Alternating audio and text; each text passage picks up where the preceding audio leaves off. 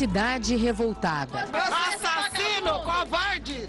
Um assassino, confesso. Na catedral, eu vejo ela descendo com o cara. Foi aonde eu disse, eu tinha um material no meu carro, tinha uma faca que eu mexo com o cavalo, cascar alguma outra coisa.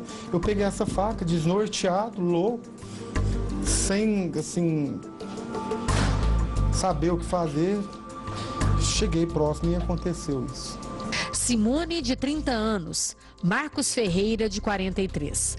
Eles tiveram, segundo a polícia, um relacionamento extraconjugal. Estavam separados há 5 meses. O irmão de Simone conta que assim que tudo terminou, Marcos se revelou uma pessoa agressiva. Quando ela falou que não queria mais, ela falou que ele agrediu ela 2 vezes, aí ele mudou, aí ele ficou com caráter agressivo, possessivo, frio, calculista, premeditou e mau caráter. Jovem, bonita, vaidosa, empreendedora. Dona de uma loja de conveniência, Simone Marca nasceu no Paraná e veio para Minas com os irmãos para montar o negócio. Marcos Ferreira é casado, dono de um jornal online, o jornal Hoje de Ituiutaba. Marcos e Simone ficaram juntos por mais de 1 ano. Foram tempos difíceis. Simone chegou a fazer um desabafo num grupo fechado em rede social. Disse que o relacionamento era conturbado, que o namorado não a respeitava, fazia ameaças e tinha medo que o pior acontecesse. No fim do relacionamento, familiares contam que Marcos chegou a bater em Simone e foi preso 2 vezes. Então ele saiu da prisão temporária, foi para a casa dela, tentou invadir a casa de novo, tentou agredir ela, agrediu. A minha irmã acionou a polícia militar, onde foi feito flagrante, foi preso e ficou mais ou menos 30 dias preso. Inconformado com a separação, Marcos matou Simone com pelo menos 4 facadas. Quando ela se ajoelhou para rezar, ela foi esfaqueada várias vezes nas costas. Dias antes, nas redes sociais, Simone expressou toda a felicidade de estar em um novo relacionamento. Ela não chegou a postar foto com o novo namorado, mas o irmão conta que Simone queria outra vida e tinha esperança em dias melhores. Eu nunca tinha visto ela tão feliz como ela estava nos últimos dias. Ela falou que tinha encontrado uma alma gêmea, encontrado a pessoa certa para a vida dela. Simone nem chegou a ser socorrida. Quando os bombeiros chegaram à igreja, ela já estava morta. A arma utilizada pelo assassino, uma faca de cozinha, foi deixada no local do crime. Lâmina afiada demais nas mãos de um homem disposto a tudo. Segundo a Polícia Civil de Ituiutaba, Marcos Ferreira da Silva entrou em contato com a delegacia assim que cometeu o crime. Ele confessou o assassinato. Diz que matou Simone Marco por ciúmes, por não ter aguentado vê-la com outro homem. O suspeito saiu correndo da igreja e entrou num carro prata. Segundo testemunhas, ele foi visto abastecendo o veículo em Santa Vitória, a 70 quilômetros aqui de Ituiutaba. Não teria pago pelo combustível e fugiu sentido São Simão. 17 horas após o crime, Marcos Ferreira foi preso. Ele estava escondido na casa de um amigo, na cidade de Rio Verde, em Goiás, a 250 quilômetros de Ituiutaba. Fotos tiradas por moradores mostram ele preso na cidade goiana. Tentou correr, pulando muros, mas foi capturado. O cerco foi eficiente, não deu possibilidade de fuga. E ele, quando viu que não tinha como fugir, se entregou, não resistiu mais. Chegando aqui em frente à delegacia de Polícia Civil de Ituiutaba, o Marcos Ferreira, ele que veio escoltado aí por policiais. Nesse momento, a viatura abrindo aqui, a viatura. Fala com a gente aí. Por que você fez isso? Ela estava ajoelhada, rezando? Conversa com a gente aqui. O que... Nada, não. Como é que ela estava, então? Não, eu quero que você respeite o meu direito de não falar. Você respeitou os direitos dela de vida? No funeral da comerciante, amigos e familiares reuniam forças para enfrentar a tragédia. O corpo de Simone foi levado para Santa Catarina, estado onde os pais dela moram. Para o irmão mais velho, o único consolo é que a justiça seja feita. Para a Polícia Civil, o inquérito deve ser concluído rápido. Nós temos já elementos suficientes para fins de flagrante, são 2 situações. que temos para flagrante e o que temos para indiciamento. Acho que aí no decorrer da semana o inquérito vai ser amadurecido com todas as circunstâncias do fato. Na delegacia, o assassino confesso disse que não aguenta mais ficar preso e que tentou o suicídio. Finaliza a entrevista dizendo que ficou fora de si e não viu onde estava. Afirma que não tinha domínio sobre o que estava fazendo. Eu nem vi igreja. O desespero é tamanho, a coisa é tão forte que você não consegue ter domínio sobre si. Você arrepende? Arrependo. Extremamente arrependido. Muito. Muito e é assim, extremamente destruído. Sei que a família, todos estão com a cidade, né? Eu peço perdão, eu peço desculpa para a família, para a mãe e nunca quis isso para Simone.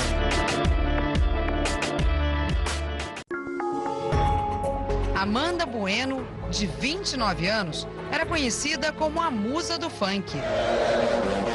Sai de segunda a segunda. Começou a carreira como dançarina. Atuou em 2 grupos, um deles, a Gaiola das Popozudas, ao lado de Valesca. Amanda foi brutalmente assassinada pelo próprio noivo, o empresário Milton Vieira. O crime aconteceu aqui nesta casa onde Amanda e o noivo moravam, em Nova Iguaçu, na Baixada Fluminense. O assassinato foi todo registrado por câmeras de segurança como esta, instaladas 4 dias antes do crime. As imagens mostram Milton agredindo Amanda no jardim. Milton bate a cabeça de Amanda várias vezes contra o chão. Em seguida, saca uma pistola e dispara 2 tiros. Depois, Milton entra na casa, pega uma escopeta calibre 12 e faz mais 5 disparos contra a cabeça da noiva. O crime bárbaro aconteceu exatamente 4 dias depois do noivado dos dois. A foto mostra o casal ao lado dos amigos e parentes. Essa vizinha, que não quer mostrar o rosto, diz que presenciou uma discussão do casal antes do crime. Eu vi ela saindo no carro dela. Ele abriu as 4 portas do carro dela. Nisso, ela saiu correndo, desesperada, em direção à casa. E ele foi atrás dela correndo. Ele não falava nada, só ela que falava: amor, não me bate, amor, eu te amo, amor, não faz isso comigo, amor, a gente ainda vai viver muito tempo junto. O motivo da briga, segundo a polícia, seria uma traição por parte de Milton. Depois do crime, Milton, com um colete à prova de balas, vai para a rua armado. Ele rende 2 homens. Um deles é policial militar, que está sem farda. Dispara contra o chão, rouba o carro do PM e foge. Milton foi preso à noite, depois de um acidente na rodovia. Com Milton foram apreendidas 4 pistolas e uma escopeta, além de munições e o colete à prova de balas. Surtei mesmo, surtei. Briga de casal e acabei cometendo isso aí. Rolou uma possível traição, Milton, da sua parte ou da dela? Não, da parte dela eu fico tranquilão em relação a isso, que é uma pessoa de caráter, é uma pessoa honesta. Não me preocupo com isso, não. O empresário ainda estaria bêbado na hora do crime. Surto e tinha bebido também, não estava em sã consciência. Tem que pedir perdão a Deus, né? E pagar essa cadeia.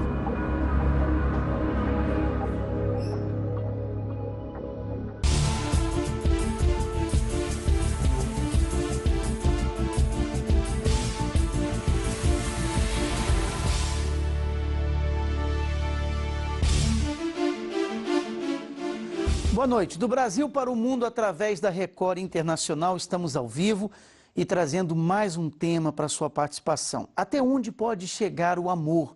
Ou melhor, será que a gente pode chamar isso de amor? O tema de hoje é baseado em várias histórias de homens que, enlouquecidos pelo ciúme, mataram suas namoradas ou esposas.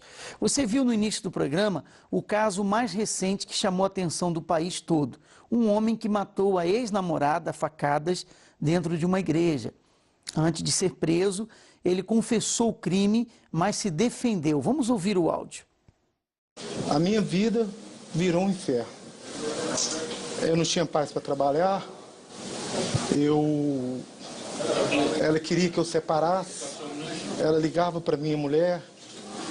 Ela mandava mensagem para minha mulher. Mandava fotos.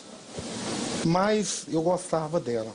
Meu psicológico, não estou legal, procurei o doutor Carlos, procurei a doutora Roberta, no dia do acontecido, procurei a doutora. Doutora, eu não tenho condições psicológicas. No sábado, na catedral, eu vejo ela descendo com o cara. Foi aonde eu disse, eu tinha um material no meu carro, tinha uma faca que eu mexo com o cavalo, cascar alguma outra coisa. Eu peguei essa faca, desnorteado, louco, sem, assim, saber o que fazer, cheguei próximo e aconteceu isso. Eu nem vi igreja.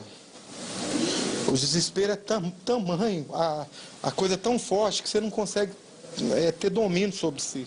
Preciso de tratamento psicológico,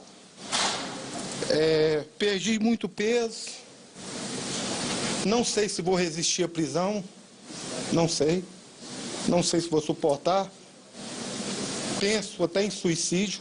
Hoje eu tentei lá na cadeia, não deu, quase deu certo, não tenho vergonha de falar, não dou conta. Extremamente arrependido, muito e é assim, extremamente destruído. Eu peço perdão, eu peço desculpa para a família, para a mãe e nunca quis isso para Simone, até ajudava ela muito. E que ela que descanse em paz. A minha ficha não caiu, eu não acredito que a Simone morreu. Não acredito. Então, como nós acabamos de ver, o criminoso alega ter problemas psicológicos. Mas como que a justiça procede nesses casos? A sua opinião também é importante para a gente. Você pode participar do programa através do Skype, telefone ou das redes sociais. Surto de amor. Eles precisam de tratamento psicológico ou de cadeia? E quem responde a essa e outras perguntas hoje é o nosso convidado, o promotor de justiça do Estado de São Paulo, Dr. José Carlos Blatt, é isso? Blatt. E a psicóloga, a dona Rita Pinella. Primeiro eu queria agradecer de vocês terem aceitado o nosso convite, muito obrigado. Eu queria começar com o senhor, porque o senhor deu uma entrevista numa rádio, né? Entrevista inclusive polêmica, acho que foi no programa, na Rádio Capital, do programa Paulo Lopes, e o senhor fez uma colocação que ele precisava de cadeia, né? E não de tratamento psicológico. Eu queria que o senhor falasse a respeito do assunto, doutor, por favor. Boa noite, bispo. Boa noite, doutora Rita, telespectadores. Na verdade é o seguinte, bispo, essa história que ele contou, né? Ela, na verdade, está toda articulada de uma forma a buscar, de toda sorte, ser inocentado ou diminuir a sua responsabilidade. Primeiro porque ele alega, por exemplo, na história toda que ele contou, que a vítima atazanava a vida dele, ligava para a mulher, etc. e tal, e de repente ele viu essa moça com outro namorado, né? E na sequência esfaqueou e no momento ele perdeu o senso, ele estava desequilibrado, etc. Na verdade, o direito penal ele não permite que as pessoas, não isenta de pena as pessoas que agem com emoção ou paixão, ou que agem sob efeito do álcool ou da droga, ingeridos voluntariamente. Então, neste caso, ele pode até buscar um tratamento, seja o que for, mas o tratamento que ele merece é a cadeia. É uma coisa que a senhora discorda, né, doutora Rita? Pois é, boa noite a todos, obrigada pelo convite. Na realidade, em partes, eu vou concordar com o doutor, né? Porque quando ele presta esse depoimento com muitos detalhes sobre que ele estava sendo perseguido, etc, etc, com certeza tem aí uma característica para tentar aliviar a pena. Agora, tratamento psicológico e punição, uma não anula a outra. Né? Quando a gente fala de uma ajuda emocional, nós não estamos querendo tirar a culpa, né, do agressor ou diminuir a punição. Quando a gente fala que o elemento precisa de uma ajuda emocional, isso significa que ele estava agindo sobre um forte descontrole emocional. Você falou no início do programa, né, sobre o amor, sobre será que as pessoas matam por amor? Só se for um amor doentio, né? Porque o amor saudável é um amor que constrói. E é por isso que a palavra passional, ela está ligada à paixão. Né? Então não seria amor o que ele sentia? É isso que a senhora quer colocar? Então, o amor saudável, né, sereno como a gente conhece, é um amor que constrói, é um amor que tem um respeito mútuo, um crescimento, é um amor que eu enxergo o outro como ele é, ou seja, um pacote completo. Todos nós temos um pacote completo de qualidades e defeitos. Agora, quando a gente fala de paixão, a paixão é aquele sentimento mais exuberante, mais eufórico, né? De uma atração, de um desejo, de um afeto. Então, ele é mais exagerado. As pessoas apaixonadas falam. A gente ouve, né, as pessoas falarem assim, estou apaixonada, eu estou nas nuvens. Né? Tirou o pé do chão. Mas a psicologia consegue fazer a diferença do amor para a paixão? Então, nesse sentido como eu estou te falando, né? As pessoas geralmente começam um relacionamento afetivo por se apaixonarem e com o tempo, porque a paixão traz uma idealização do outro. Muitas vezes eu não enxergo o outro como ele é, mas como eu quero que ele seja, ou eu só enxergo as qualidades. Com o tempo vai acontecendo uma transição, ou seja, a pessoa vai colocando os pezinhos no chão, né, vai caindo na real e pode ser que haja uma transição para o amor, que é aceitar o outro como ele é, propor um crescimento mútuo, um respeito mútuo, ou não. Ou a paixão cai por terra e aí há uma ruptura da relação. Quando a gente fala de crime passional, aí nós estamos falando de uma paixão doentia. Ninguém mata por amor. Eu fiz centenas de júris, de plenários do Tribunal do Júri.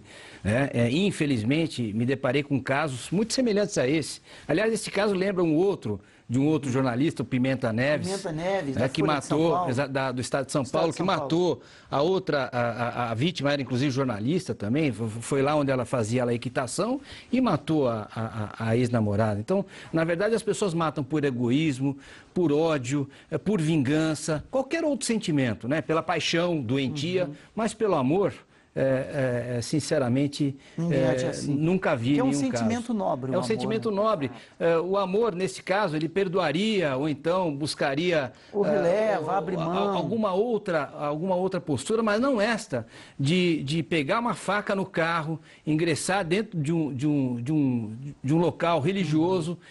E o mais engraçado nessa história, né, interessante, é que o momento em que ela está ajoelhada, rezando, ele vai lá e esfaqueia a mulher. Então é um absurdo. Um caso desse não pode ser considerado como um crime de alguém que mate por amor. Aliás, antigamente tinha essa tese do homicídio passional, onde o júri acabava absolvendo o homem que matava por amor. Nenhum homem mata por amor. Mata por ódio ou qualquer outro sentimento negativo. Eu já volto... por uma questão de honra, né? Honrar, a mulher me traiu. É uma coisa absurda. Vou honrar com derramamento de sangue, né? Eu já volto com vocês. Deixa eu conhecer a opinião da doutora Edinalva, de Belo Horizonte, por Skype. Boa noite, doutora. Boa noite, bispo. Boa noite aos participantes. A minha opinião é a seguinte: uma coisa não é excludente da outra. A punição, a cadeia, não vai ser excludente da pessoa ter direito, né, ao tratamento psicológico. Também concordo com a psicóloga que ele planejou de uma certa forma e o discurso dele estava muito elaborado. Então, eu colocaria em xeque, em dúvida, esse surto de amor. Até que ponto foi surto? Porque ele planejou.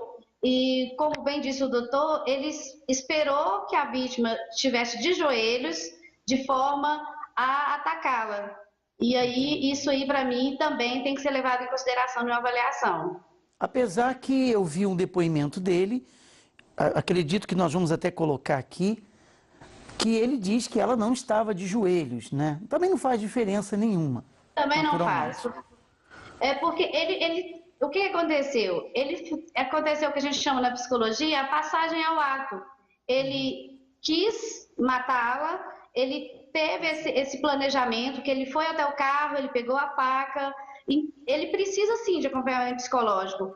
Foi um surto, mas não um surto de amor, um surto de obsessão, patológico. Ele queria ela como posse, né? Essa paixão se tornou uma paixão patológica, onde nós chamamos de posse, e isso causou para ele um transtorno emocional, com certeza. Mas não o exclui a punição. Então, é cadeia para ele? Olha, eu colocaria a questão seguinte, ele tem que passar por uma avaliação psicológica, sim, um acompanhamento psicológico, mas tem que ter a punição. E a punição, nesse caso, é a cadeia. Tá bom. Obrigado pela sua participação, uma boa noite. Pois não, doutor. Só queria fazer uma colocação. Quando eu digo, né, que ao invés de tratamento, que ele precisa de tratamento, ele precisa de cadeia, porque é o seguinte, nesse discurso que ele faz, ao discorrer a respeito de que ele precisa de tratamento psicológico, ele na verdade está fazendo está montando uma estratégia de defesa para o telespectador poder entender. Se o sujeito não tem condições de entender ou capacidade de entendimento do que ele está fazendo naquele momento, ele pode ser considerado inimputável, ou seja, ele vai ser absolvido, ou seja, ele vai ser isento de pena, ou semi-imputável, quando tem um distúrbio, a pena pode ser diminuída. Né? Então, quando ele faz esse discurso, imediatamente após a prática do crime, alegando que ele precisa de tratamento psicológico, ele, na verdade, já está criando uma tese de defesa a fim de buscar o quê? Obviamente que ele não é inimputável, ele não é louco, mas ele dizendo que ele está desequilibrado, para que lá adiante, no tribunal do júri, ele possa ter um benefício de diminuição de pena. Então, a gente que trabalha há muitos anos com isso, bispo, a gente já detectou e já colocou o seguinte, tratamento não, ok, ele pode ser até tratado por um psicólogo, etc., mas o que ele merece é a cadeia. Quer dizer que a estratégia da maioria dos advogados nesses casos. Ele certamente foi orientado. Teve um outro detalhe, não sei se o senhor percebeu, mas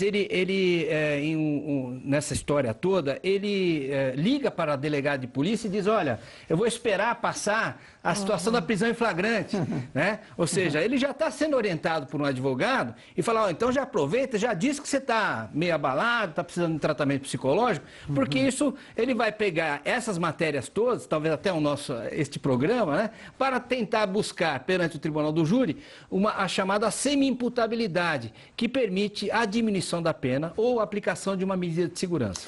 Então, nesse aspecto, eu concordo com o promotor, porque, assim, está muito montado esse discurso, realmente, né? Ele está totalmente manipulado a favor dele, né? De um descontrole emocional, e é por isso que a colega de profissão falou sobre uma avaliação.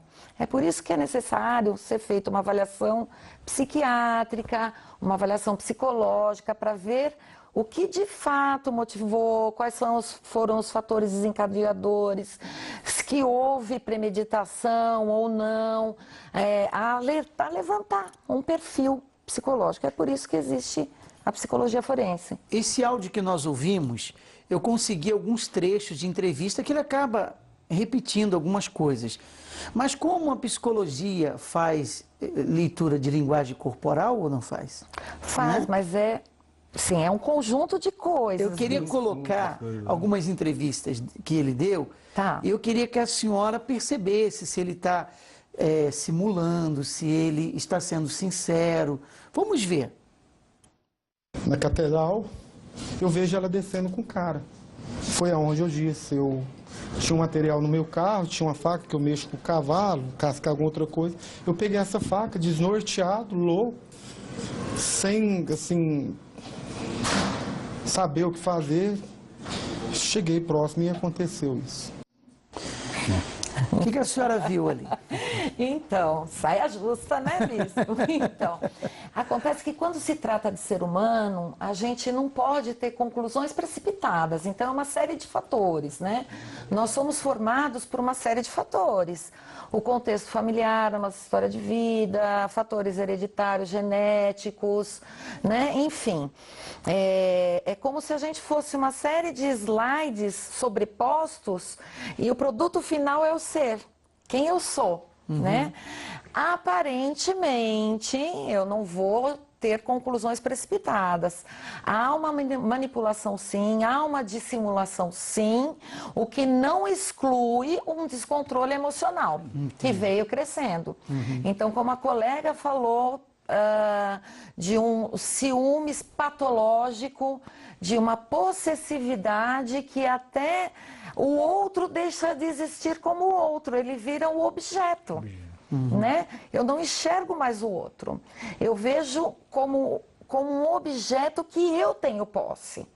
E aí acho que foi o irmão, né, da vítima até que testemunhou que depois que houve um rompimento, que veio desencadeou, né, uma série assim, de comportamentos inadequados, agressão, ciúmes, etc. Porque ele deu a versão que ele era casado e ela descobriu depois que não queria e tentou sair do relacionamento. É bem confusa a história. Então, é um diz-que-me-diz-que que, na realidade, o que precisa ser feito é uma avaliação. Agora, né? doutor, se um laudo comprovar que ele tem problemas psicológicos, ele deve ser colocado na cadeia junto de outros presos? Olha, veja, essa avaliação que pode ser feita é o chamado de incidente de sanidade mental do acusado. Então, é um psiquiatra, um psicólogo, enfim, uma junta que vai observar, especialmente o médico psiquiatra, observar se ao tempo da ação ou da omissão ele tinha condições de entendimento ou qualquer tipo de perturbação psíquica que fosse relevante a afetar a sua consciência daquilo que ele está fazendo. Porque uma coisa que se diga aqui, que é importante, todo ser humano pode praticar um homicídio. Todos nós aqui estamos sujeitos. Eu vi gente, já pai de família, que mata e nunca mais vai praticar um crime dessa natureza de novo. Mas naquele dia aconteceu. Então, as pessoas são levadas à prática desses atos exatamente por esses sentimentos negativos e agem por emoção, por paixão e, obviamente, podem ter o tratamento e devem ter o tratamento psicológico durante o cumprimento de pena. Mas isso não os exime da responsabilidade penal. Porque o ser humano é um ser emocionado, né? E que pratica determinados atos bons ou ruins. Aliás, ainda bem que só os atos externos, né, bispo, que podem ser criminalizados, porque senão o mundo seria uma grande cadeia, né? Porque os sentimentos, os pensamentos negativos, destrutivos, negativos, né, doutor? Todo ser humano tem esses sentimentos que podem estar aflorados. E na medida em que ele executa o ato, obviamente que ele precisa receber uma reprimenda de pena privativa de liberdade, independentemente de um acompanhamento psicológico que vai ser muito bom, um acompanhamento religioso, né? A pessoa precisa se redimir de seus atos, mas ele tem que cumprir a pena. Mesmo porque, que nem nesse caso, ele sabe, né, o que ele fez, foi certo, foi errado, ele sabe, né, ele demonstra uma culpa. Com muita frieza, né? A culpa, o remorso. Então, veja, uma pessoa que está abalada psiquicamente, não consegue sequer discernir o que está fazendo, nem durante nem depois, né? Dizer assim, eu não me lembro exatamente o que eu fiz, o que aconteceu, etc. Ele não, ele pega, para o carro, coloca gasolina, foge, vai para casa de um amigo a 250 quilômetros. Então, tudo isto, bispo, será objeto, é óbvio que eu estou falando aqui em tese, né? Não estou falando como promotor do júri, mas tudo isso será considerado na hora do seu julgamento, né?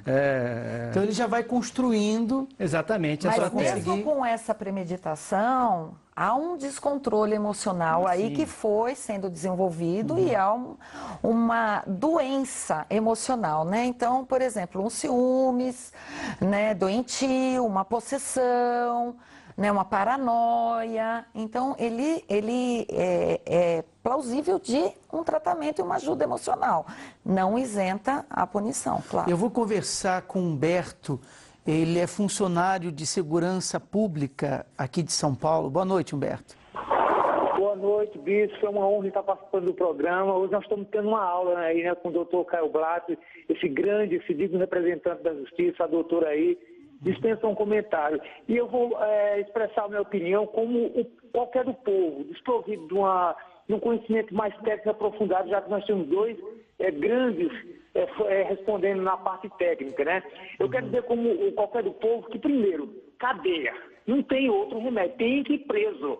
Não podemos deixar um monstro desse solto para que cometa outro ato, porque um monstro desse destrói famílias, aniquila qualquer um. Né? Segundo, dizer que amor é absurdo. Amor é algo lindo, é algo paciente, é algo bom. Né? Isso é um monstro, precisa ser realmente trancafiado. Agora, quanto à questão do tratamento, de estudar a mente de um monstro desse, aí é com os profissionais, né? Mas isso não compete. Para nós aqui da sociedade, nós queremos ver a sociedade livre de um monstro desse. No caso, o que nos indigna no Brasil, especialmente, é que é o seguinte: nos casos apresentados aí, a gente vê mais que acontece contra a mulher. Por quê? A mente da mulher é diferente da do homem?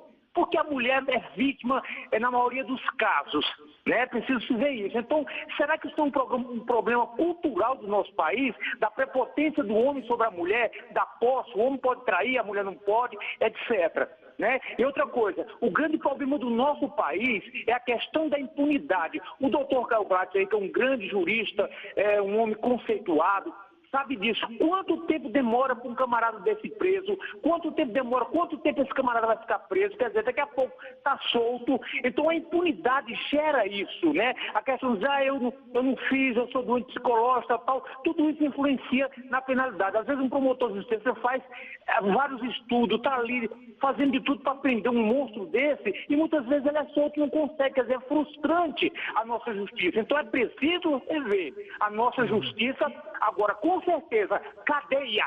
O povo não aguenta mais, tem que ir preso. E outra coisa, rever a situação, porque os casos que a gente vê é só a maioria a mulher vítima. Porque aí completa a nossa psicóloga aí, dizer porque a mente do homem é diferente da mulher, será que não é um problema cultural? Então, até nós desenvolvermos algo que possa funcionar, tem que ir preso. Eu estou falando como uma pessoa do povo, uma pessoa que está cansado de ver vida ser destruída. Eu trabalho na segurança pública e vejo monstros destruindo família, acabando com a nossa sociedade. Doutor Caio Blatt, parabéns pelo seu trabalho. Tem que ir preso. Cadeia. Obrigado pela participação. E esse programa é maravilhoso. Serve de incentivo para que as coisas possam mudar nesse país, porque a população não aguenta mais. Monstro. Grande abraço para o senhor, obrigado pelo seu ponto de vista. Eu vou colocar um segundo trecho do Marcos, que ele fala que a amava. Vamos ver. O problema foi vê-la também junto com outro cara. Até porque eu gostava dela. E se você falar, as pessoas que estão me julgando, mas quem ama não mata. Momento de loucura, momento de fraqueza. Se não fosse uma gravação antiga, eu diria que ele tinha escutado o senhor hoje. É verdade. É que, assim, sabe, bispo, a gente faz tantos plenários, né, tantas audiências, que esse tipo de discurso já é conhecido de quem trabalha com essa área. E o que eu percebo que é importante dizer é o seguinte, que um sujeito desse precisa ir para a cadeia, porque a pena privativa de liberdade, ela tem também um caráter importantíssimo, que é o caráter preventivo, ou seja, para o meio social, para que outros que estão descontrolados emocionalmente, que procurem uma psicóloga, que procurem um tratamento psiquiátrico, que procurem, no momento em que estão se sentindo abalados, antes de praticar um ato como esse, né, ajuda. Né? Então, na perspectiva que a pena privativa de liberdade, nesse caso, exemplarmente aplicada, tomara que isso ocorra com o Tribunal do Júri, com o colega do Ministério Público lá de Minas Gerais, e a Justiça como um todo, ele possa efetivamente servir também de exemplo a todos aqueles que de repente rompem seus relacionamentos, sejam homens ou mulheres, sejam amantes ou não, com relação a essa possessividade, a esse ciúme doentio. Então, este caráter preventivo da pena, ele funciona bem nesse caso. Aliás, isso tudo, bispo, não teria acontecido caso ele tivesse permanecido preso, porque ele foi preso, ele chegou a agredir essa moça. Foi. né? E depois colocado em liberdade. Um mês depois. Um mês depois. Então, veja, já existe um precedente muito ruim, né? Inclusive com relação à aplicação da justiça. Não conheço o caso, mas ele foi colocado em liberdade, ou seja, já havia um sinal vermelho aceso com relação a esse sujeito. Foi sinalizando, né, um certo descontrole, e é claro que se esse descontrole chega a uma agressão, a um assassinato, é óbvio que o indivíduo não está em condições de retorno à sociedade, mas ele precisa ser tratado. Agora, eu queria fazer uma pergunta para a senhora como apresentador e como telespectador do caso. Okay. É uma ciência exata, a psicologia, emitir um laudo dizendo que realmente ele tinha problemas psicológicos, não apenas ele, mas qualquer outro caso que se parte por esse lado? É uma ciência exata sim, bispo, porque assim, a gente não parte do pressuposto do discurso. A gente se utiliza de técnicas, de testes de personalidade, testes projetivos. A gente se utiliza de uma avaliação psicossocial, ou seja, vai ver o contexto familiar, a infância do indivíduo, os fatores externos que possam ter ajudado a desencadear um desequilíbrio emocional. Então, tem uma série de questões. Vai ver na família se tem histórico de doença mental. Então, assim, é um estudo completo e ele é científico, sim. É lógico que um fator isolado, que nem a leitura corporal, ela não vai me dizer, olha, o rapaz é um psicopata, o rapaz é um esquizofrênico, né? Ele não vai me dizer. É uma série de questões que precisam ser avaliadas. E já que a senhora falou nisso, vamos ver mais um trecho. Ele fala que estava fora de si. Eu nem vi igreja. O desespero é tamanho, a coisa é tão forte que você não consegue ter domínio sobre si. Você arrepende? Arrependo, extremamente arrependido, muito e é assim, extremamente destruído. Sei que a família, todos estão com a cidade, né? Eu peço perdão, eu peço desculpa para a família, para a mãe e nunca quis isso para Simone. Deixa eu atender a Érica do Rio de Janeiro, que está pelo Skype. Boa noite, Érica. Boa noite, tudo bom? Bem, obrigado. E o que você pensa? Eu fui uma vítima também, né? Eu tive um relacionamento onde um relacionamento muito curto, durou um mês, porque eu notei logo no início, né, que esse meu namorado, ele tinha algum problema muito sério, né? Ele era extremamente ciumento, ele era manipulador, né, que eu acho que é uma característica importantíssima e que a gente deve ficar de alerta quanto a isso. Extremamente manipulador, extremamente ciumento, extremamente possessivo, então nós terminamos logo com um pouco mais de um mês. E, inclusive, ele chegou a me perseguir, foi atrás do meu trabalho, fazia hora extra, ele me esperava na porta do meu trabalho, na porta da minha casa, ele fazia guarida na porta da minha casa. Tentou me ligar de diferentes telefones para manter esse contato com ele, e ele só parou quando eu falei que eu iria denunciá-lo para a polícia, né, que eu precisava de proteção, porque ele me causou muito medo. Né? Então foi quando ele parou de me perseguir, de me procurar, porque imagine você ter uma vida normal, você está conhecendo um rapaz e ele acreditar por algum motivo que ele é dono, ele acha que tem posse sobre você, né? Então eu acho, né, eu concordo com que ele precisaria de uma avaliação, né? Ele precisa procurar uma ajuda. Mas se persistisse, eu não posso também ser uma vítima, né? Então eu não vou permitir também que ninguém na minha família seja uma vítima por conta disso. Então eu realmente denunciaria. Eu acho que quando se torna um criminoso, que ele realmente realiza um ato, quando há ameaça, ele está caracterizando um crime. Então ele precisa ser chamado à justiça, ele precisa sim de delegacia e também precisa de um tratamento, né? Ele também precisa ser assistido com um tratamento psicológico. Tá, muito obrigado pela sua opinião. Boa noite. Pode, sim. Eu queria comentar o outro testemunho do rapaz que ele falou, por que as mulheres são as vítimas? A doutora psicóloga teria uma explicação sobre isso, né? Eu acho que entra a questão do feminino passivo, né? E do masculino, que é o provedor. Então, a mulher, ela é muito vista como com a sua fragilidade, com a sua submissão, e o homem como provedor e muitas vezes como aquele que tem a posse.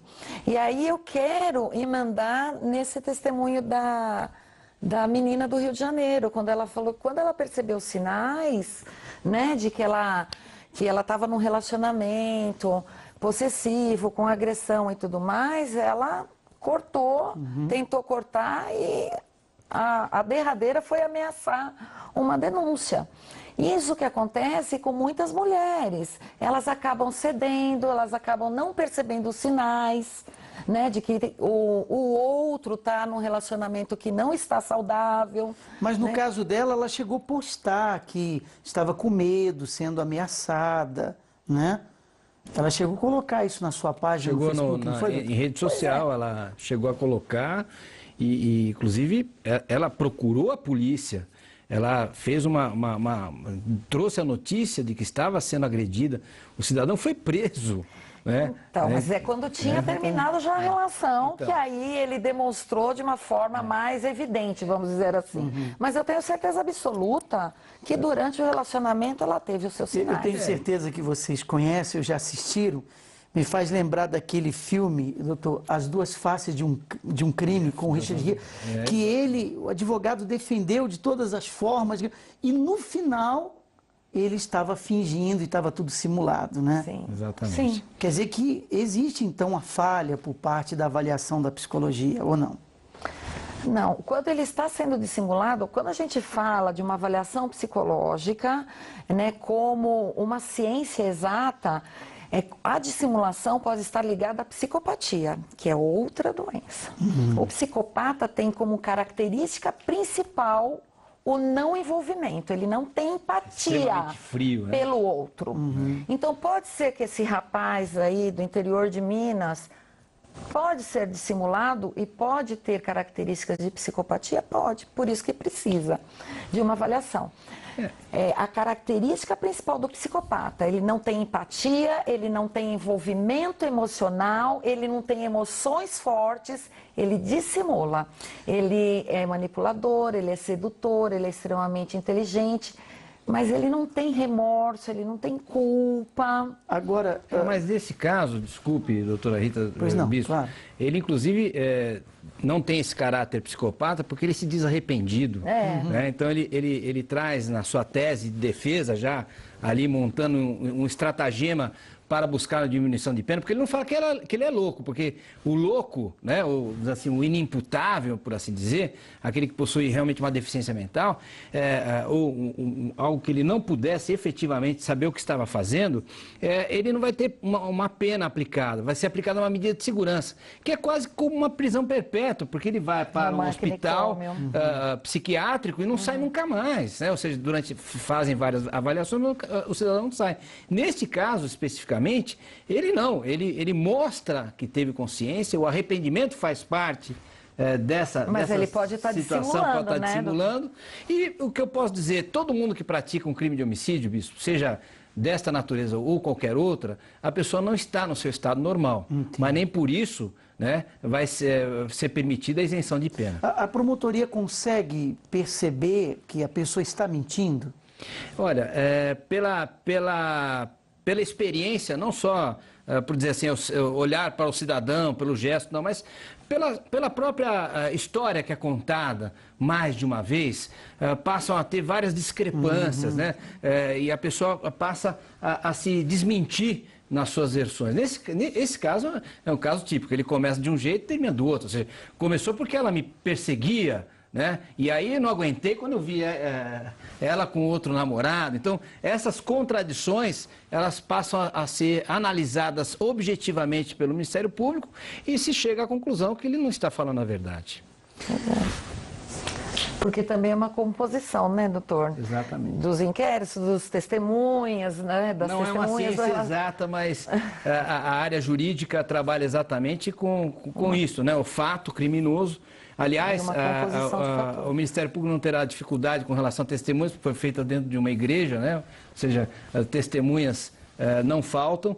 E nessa perspectiva de se buscar, obviamente, dentro da própria versão dele, retirar a possibilidade de buscar a chamada semi-imputabilidade ou inimputabilidade, a fim de se livrar da cadeia. Qual a diferença do hospital de custódia para uma cadeia comum?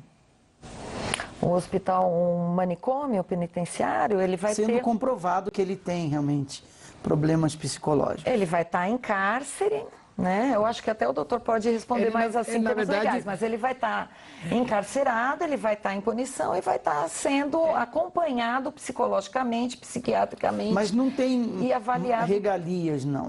Segue o mesmo regime do presídio comum. Não, na verdade ele vai estar num quarto, né, ou num local que é considerado como ambiente hospitalar e terá todo um tratamento psiquiátrico, né, por vezes bastante pesado, como interação medicamentosa, e de lá ele não sai para lugar nenhum. Não tem saidinha de final de mês, né? Não vai visitar, não vai ter a saidinha do dia dos pais, da mãe se matou o pai e a mãe. Ele tem os de uma penitenciária. Então ele fica lá, obviamente, recluso, né? Não é considerado uma pena privativa de liberdade, mas é uma medida de segurança que é bastante pesada. E o que acontece? Para sair de lá, ele precisa de uma avaliação de tempos em tempos. E eu quero ver quem é o psiquiatra, quem é o psicólogo, quem é a rede que vai avaliar, que vai colocar uma pessoa que tem realmente que represente um grau, né, de periculosidade para a sociedade fora daquele local. Deixa eu conversar com a Rivânia, aqui de São Paulo. A sua opinião, boa noite. Boa noite, pastor, tudo bem? Bem, obrigado. Então, eu tô aqui, né, tendo uma aula, né, com o promotor, com a minha colega, a Rita, e vejo que, de certa forma, ela está saia justa mesmo, né, respondendo essas questões e sendo, de certa forma, questionada a psicologia em si, né? Será que a psicologia é realmente uma ciência que pode entender esse processo? Uhum. Eu penso, sabe, pastor, que é assim, quando esse rapaz, ele chegou ao extremo, é como minha colega falou, teve sinais antes, né? E os sinais, eles não são valorizados, porque é assim, a gente só consegue proteger o telhado da tempestade quando ela vem e desmonta todas as telhas. Assim, que a gente não consegue sentir o ar, né? Mas ele existe. Assim são os sentimentos. Os sentimentos, eles estão ali. A gente só consegue sentir ou medir quando chega o extremo de pessoa que não tem sensibilidade e sensação de rejeição. Quer dizer, ele não aceita ser rejeitado. Ele não aceita hipótese nenhuma dividir. Essa mulher não era simplesmente sua esposa, ela era seu objeto de prazer. Por isso há um certo remorso, um certo sofrimento dele, porque ela morreu. Porque ela morreu com ele também a necessidade de viver em função desse sofrimento, desse amor que ele diz, quer dizer, dessa obsessão. Entende? A psicologia é um conjunto de tudo, né? Como nossa colega acabou de falar. Mas eu penso também que se nossos órgãos públicos, nossas autoridades pudessem trabalhar isso quando uma pessoa chega a tal ponto de ser, ela é obrigada a ficar distante daquela pessoa por tanto tempo. Teria que ter esse tratamento psicológico, psiquiatra aí.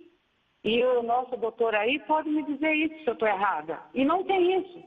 É simplesmente, você não pode se aproximar de fulana, mas também não tem uma ordenação. Você não pode, mas você precisa se tratar.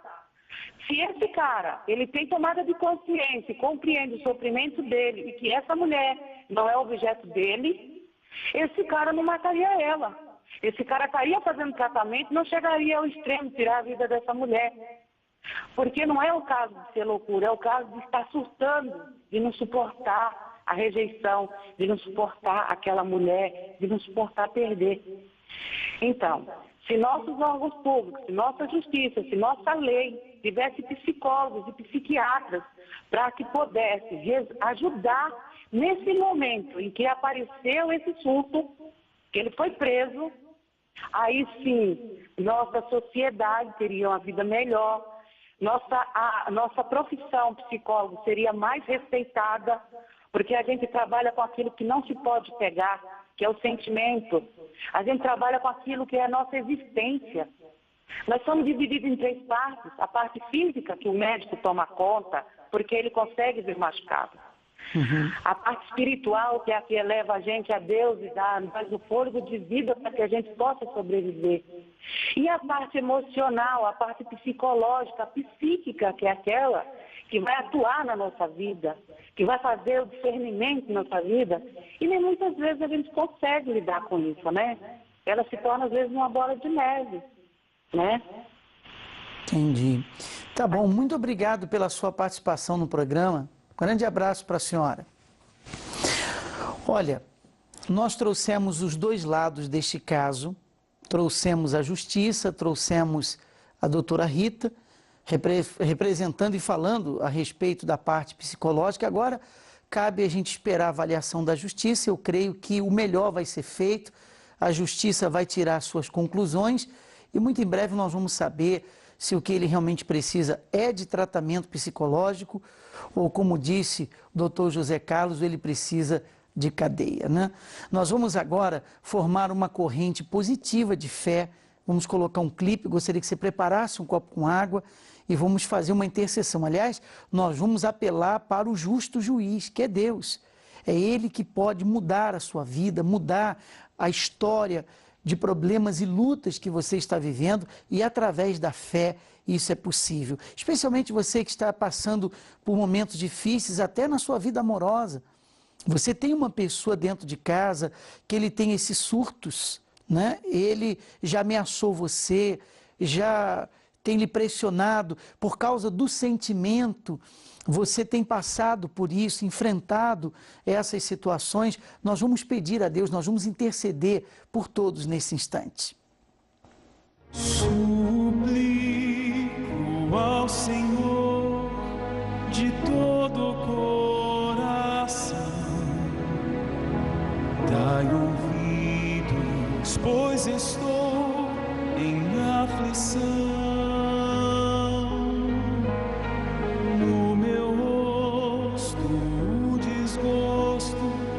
Cansado é o meu andar, em angústia minha alma está. Em o nome do Senhor Jesus, ó Espírito Santo, nesse momento, em oração, eu peço por todas as pessoas que estão desesperadas e sofrendo. Uma hora como essa, nós temos mães que não conseguem dormir por saber que os seus filhos estão perdidos nas drogas, está numa boca de fumo agora, não chegou ainda. Cada vez que ele chega em casa é uma vitória, porque ela está vendo o dia que ele não vai voltar mais, porque ele vive na criminalidade. Nós temos nesse instante esposas que apanham, são agredidas, são humilhadas, são ameaçadas de morte, mas elas têm medo de contar, de denunciar. E quem pode socorrer, quem pode ajudar? A gente só fica sabendo quando uma tragédia acontece, quando é noticiado. Meu Deus, ouve essa minha oração. Não importa quem seja a pessoa que ora comigo, não importa a religião dela, não importa os erros ou os acertos dela na vida, É o Senhor que tem o poder de restaurar uma pessoa. Os tratamentos ajudam, mas a mudança interior, a libertação dos sentimentos ruins, de pensamentos ruins, é o teu espírito que faz. Então age agora. Toca nesta pessoa doente, doente fisicamente, doente na alma, que ela seja curada, que ela seja livre. Essa pessoa que não tem paz, ela não consegue dormir, ela não tem alegria, ela não tem sossego, ela não tem vontade de viver. Ela está dominada por uma paixão e essa paixão deixa ela descontrolada, um ciúme doentio e tantas coisas que acaba levando ao que nós assistimos, tragédias e mortes. Muda, meu Deus, muda o nosso país, liberta. Todo dia nós temos tragédias, todos os dias. E só o teu Espírito para trazer paz, para proteger, para guardar. Então, nesse instante, eu determino a vitória sobre todos aqueles que oram comigo. Aqueles que ligaram para o programa. Eu oro pelos meus convidados, eu oro pela doutora Rita, só abençoe ela, sua família. Eu oro pelo promotor, doutor José Carlos, só dê sabedoria a ele, o Senhor dê direção à sua família, proteja, guarda. Todos nós necessitamos da tua proteção. E que seja, meu Pai, cada vida, cada pessoa abençoada nesse instante. Que essa água seja consagrada como um santo remédio espiritual para trazer força, trazer alegria e trazer vitória. Essa pessoa que está desanimada, oprimida, abatida, que ela seja livre, que ela seja liberta após essa oração. Aonde você estiver, receba a vida, receba a paz, no nome do Senhor Jesus. Graças a Deus. Amém. Independente da sua religião, da sua crença, participe da água com fé e receba a vida, aonde quer que você esteja. Vem, Senhor, meu Salvador, livra-me, escuta o meu clamor, ó Deus, ajuda-me.